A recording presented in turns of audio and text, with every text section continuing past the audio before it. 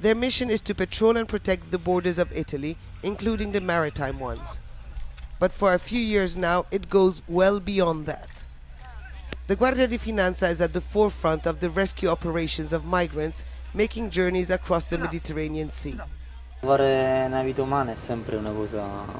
Saving human lives is really gratifying, especially when there are children. Once there was a baby who showed no sign of life. His head was tilted. One of my colleagues massaged his tiny stomach and the baby started crying. It was emotional.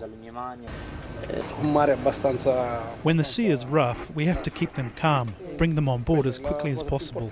Once they started singing, they were thanking God we found them. All of them were singing, old and young. The Monte Speroni is a state-of-the-art vessel, the newest in the fleet of the border police. Its onboard camera can zoom in up to 10 nautical miles away. That's about 18 kilometers. But finding the tiny dinghies or fishing boats used by the traffickers is much more difficult. The searches happen in international waters south of Italy, where other EU nations are also patrolling by sea and from the air.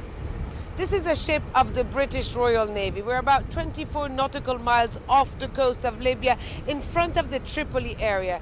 This is where most of the migrants get rescued. So any boat that's in the area needs to identify itself, otherwise it gets searched. And further away, the German Navy.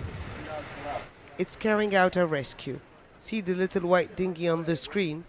Later it was destroyed by fire. For a while, the smoke dominated the horizon.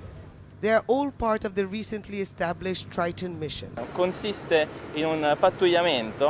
It consists of joint sea patrols by various European members. It assists the Italian naval forces, but had days where about 6,000 migrants reached our area in just a few hours. We had to call upon commercial ships nearby to help.